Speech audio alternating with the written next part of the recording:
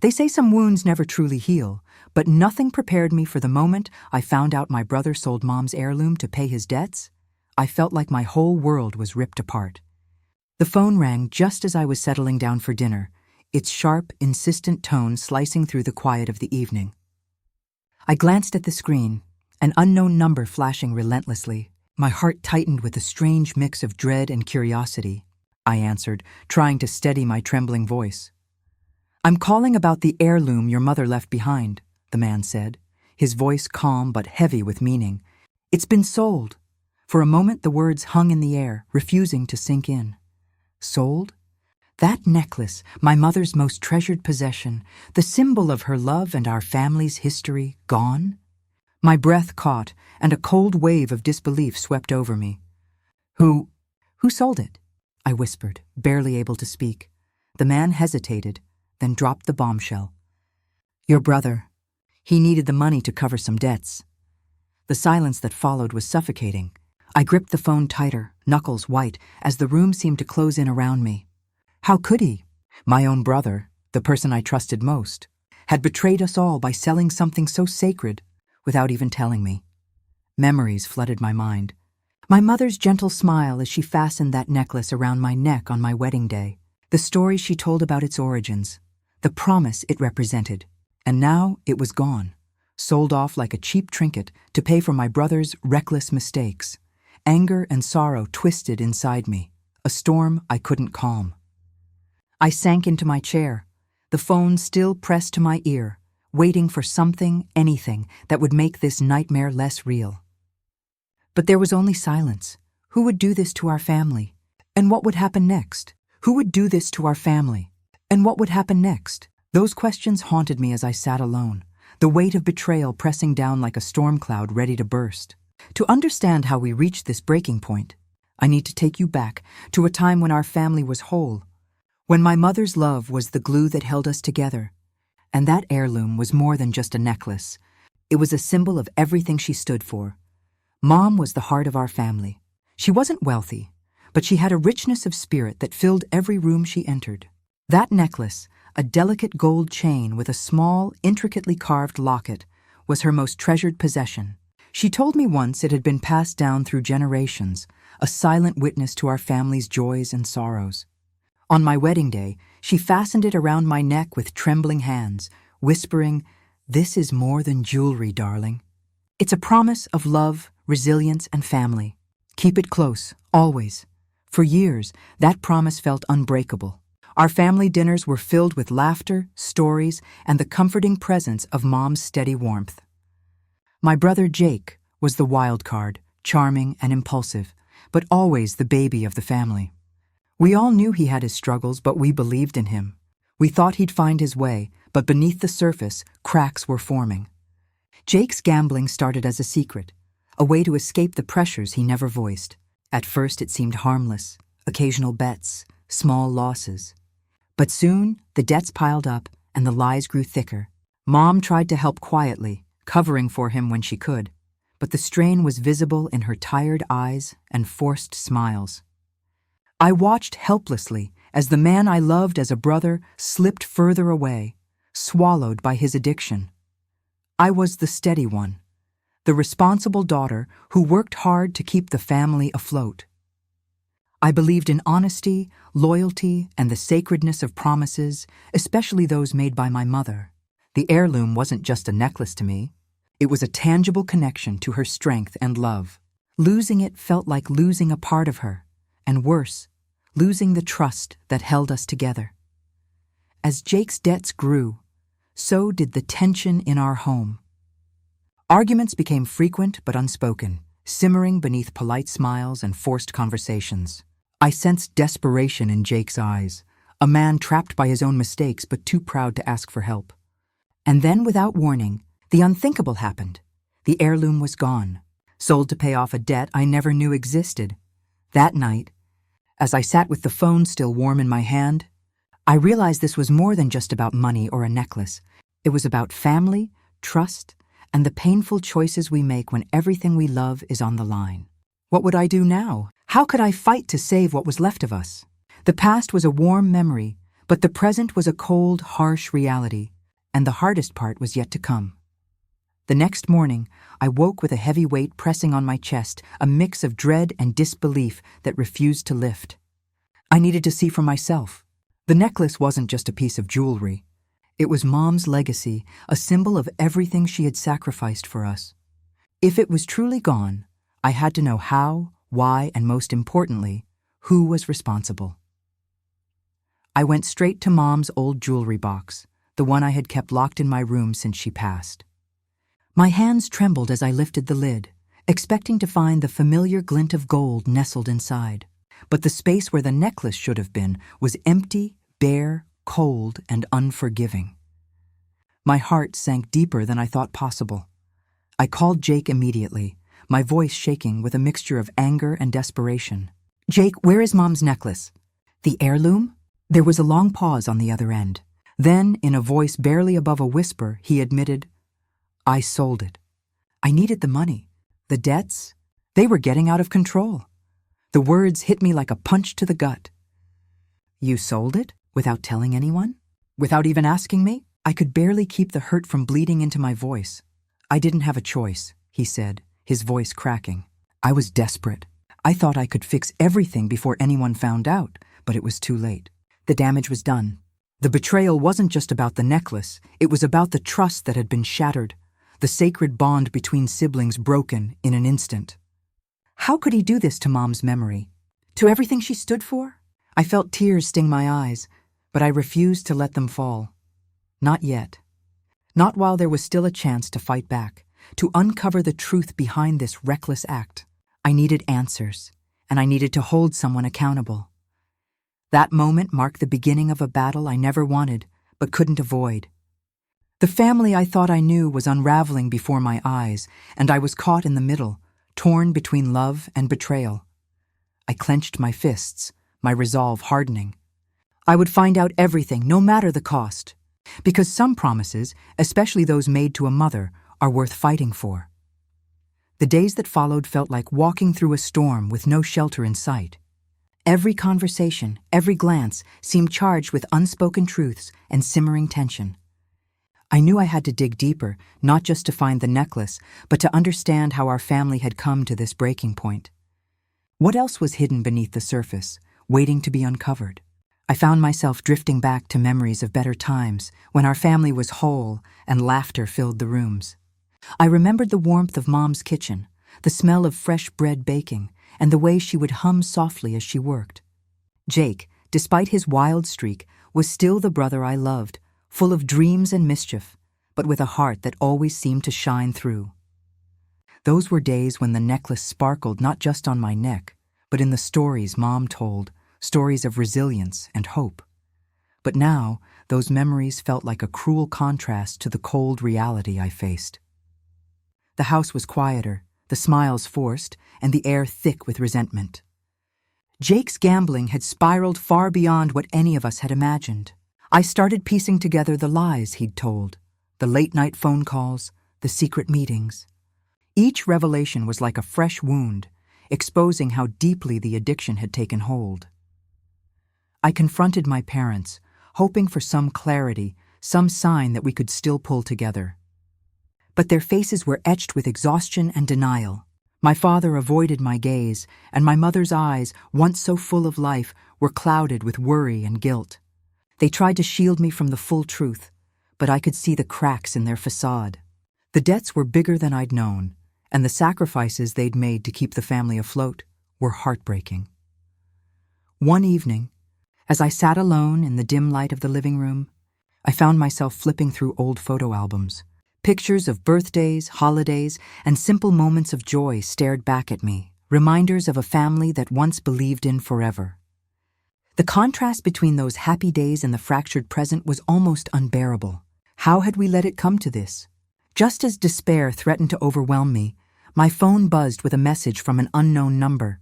It was a call, one that promised answers but also raised new questions.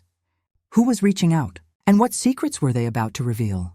I stared at the screen, heart pounding, knowing that whatever came next could change everything. What else were they hiding? And was I ready to face the truth, no matter how painful?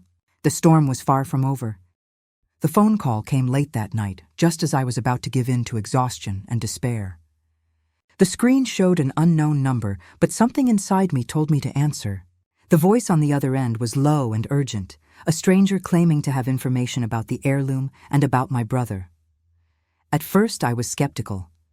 How could anyone outside our family know anything? But as the caller spoke, the pieces began to fall into place in a way I hadn't expected.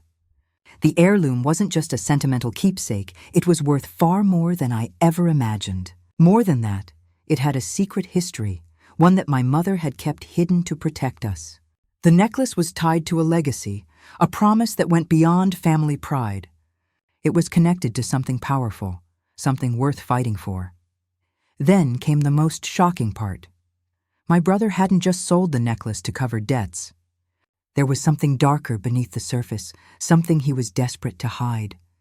The caller hinted at dangerous people, threats, and a web of lies that stretched far beyond our family's walls. Suddenly, the betrayal felt even more complicated and the stakes much higher.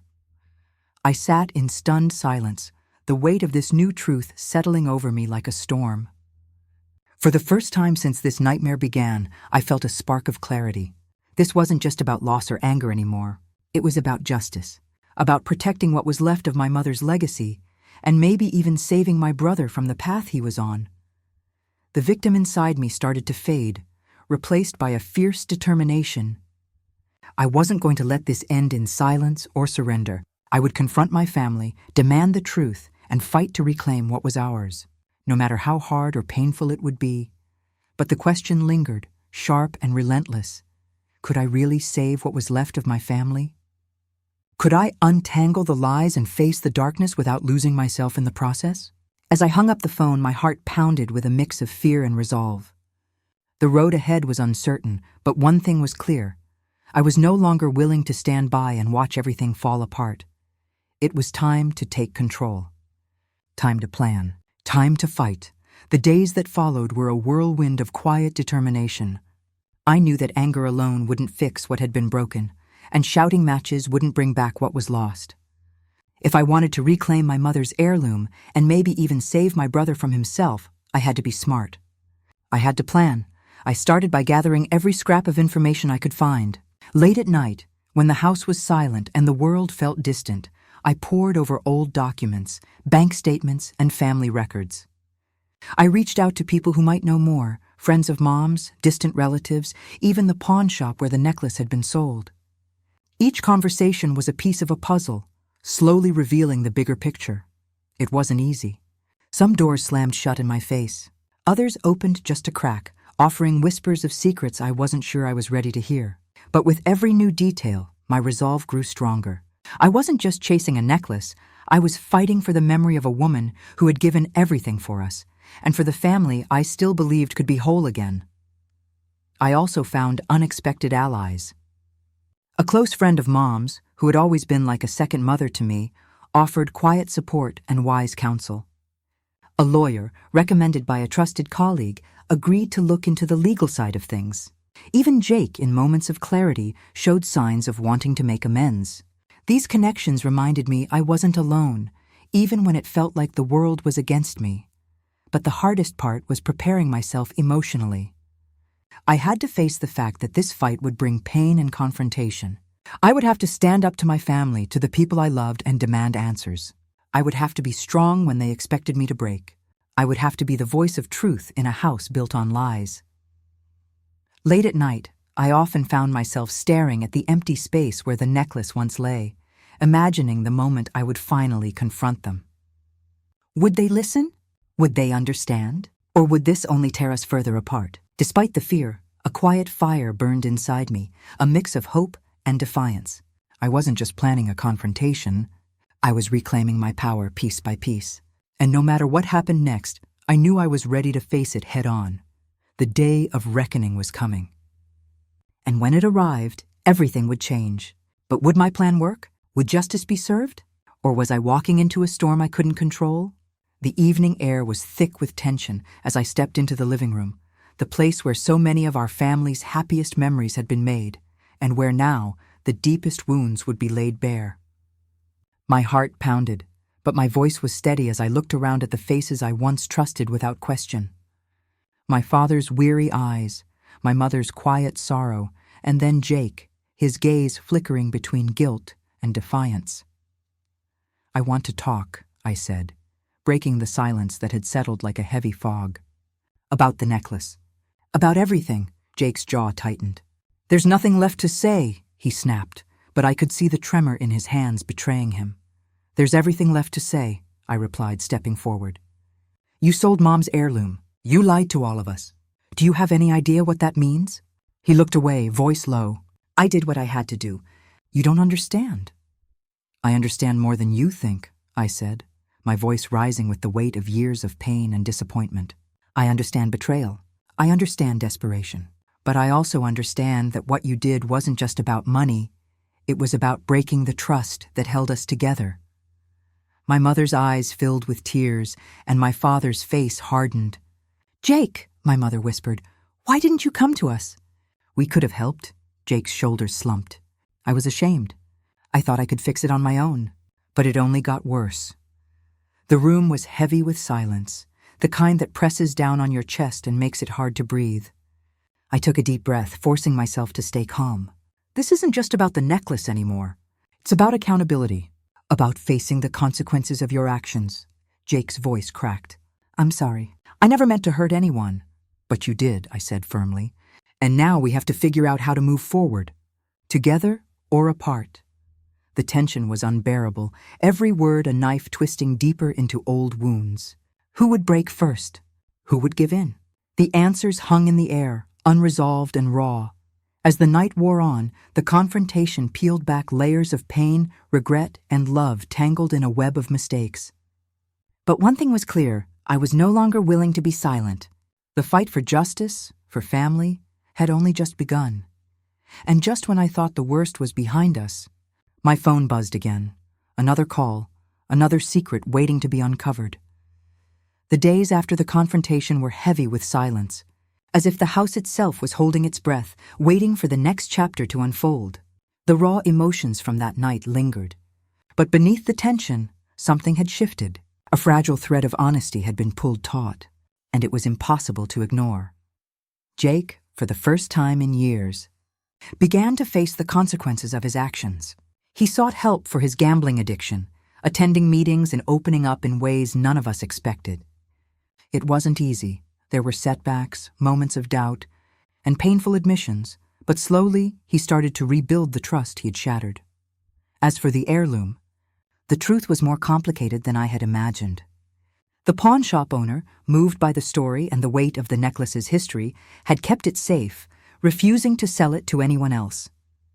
Through a combination of legal efforts and heartfelt appeals, we were able to reclaim the necklace not just as a piece of jewelry, but as a symbol of resilience and forgiveness. Holding it again, I felt a surge of emotions: grief for what was lost, relief for what was found, and hope for what could be rebuilt. The necklace was no longer just a reminder of betrayal. It had become a testament to the strength of family, even when fractured. Our family dynamics began to shift in unexpected ways. Conversations that once felt impossible became moments of healing. My parents, Jake and I, started to rebuild our relationships on a foundation of honesty and accountability. It wasn't perfect. There were still scars and difficult days. But there was also a new sense of understanding and commitment to moving forward. In the quiet moments, I often reflected on how far we had come, from the depths of despair to a place where redemption was possible. The journey had been painful, but it had also revealed the resilience that lay beneath the surface of our family. Yet, as I looked toward the future, I couldn't help but wonder, what would it hold for us? Could the wounds truly heal? Would the promises made in the heat of confrontation stand the test of time? The necklace rested gently against my skin, a reminder that some legacies are not just about the past, they are about the choices we make today and the hope we carry into tomorrow. And with that hope, I knew we had a chance to write a new story, one of forgiveness, strength, and the unbreakable bonds of family. The days that followed the storm of confrontation and resolution were quieter, but they were filled with a different kind of noise, the soft, steady hum of healing. It wasn't dramatic or sudden, it was slow, like the gentle unfolding of a flower after a harsh winter. And in that quiet, I found space to reflect on everything we had been through. Losing the heirloom had felt like losing a part of my mother, a piece of our family's soul. But reclaiming it, and more importantly, reclaiming our family, taught me that true legacy isn't just about objects or memories. It's about the strength we find in each other, even when trust is broken and hearts are heavy. Forgiveness wasn't easy. It wasn't a single moment or a simple decision. It was a process, a daily choice to let go of anger and pain, to see beyond mistakes and hold on to hope. I learned that forgiveness doesn't mean forgetting or excusing what happened. It means choosing to move forward without letting the past define us. Watching Jake work to rebuild his life reminded me that redemption is possible, but it requires courage and honesty. It's about facing your demons, asking for help, and being willing to change. Our family's journey wasn't perfect, and there were setbacks along the way. But every step forward was a victory. I also realized how important it is to speak up, to stand firm in what you believe is right, even when it's hard. Silence can protect us from pain, but it can also allow wounds to fester.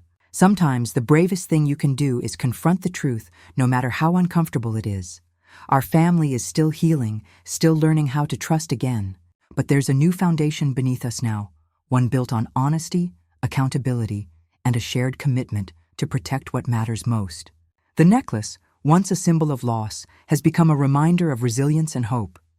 If you've ever faced betrayal, whether from family or someone you love, you know how deep the pain can cut. But you also know the power of healing, the strength that comes from choosing forgiveness, and the possibility of new beginnings. What about you? Have you ever had to fight for your family, your values, or your peace? How did you find the courage to move forward? I'd love to hear your stories because sometimes sharing our struggles is the first step toward healing. Our stories connect us, remind us we're not alone, and give us hope that even in the darkest moments, there's a path to light. And that path, no matter how winding, is always worth taking. What would you do if someone you loved betrayed your family in the deepest way? When loyalty clashes with justice and forgiveness feels impossible, how do you decide what's right? These are the questions I faced, and maybe you have too. Family is everything. But what happens when that bond is broken by secrets and lies? Is forgiveness a gift we give to others, or a way to heal ourselves? And when is it time to stand firm and demand accountability? I want to hear from you. Have you ever been caught in a situation where love and betrayal collided? How did you find the strength to move forward, or did you? Share your story below. Your experience might be the light someone else needs right now. And if you think this story ends here, wait until you hear what happened next. There's more to uncover, more lessons to learn, and more hope to hold on to. Don't forget to like, share, and subscribe so you don't miss the next chapter. Together, we can explore these powerful family stories and find strength in our shared journeys. What would you do in her shoes? Let's talk about it.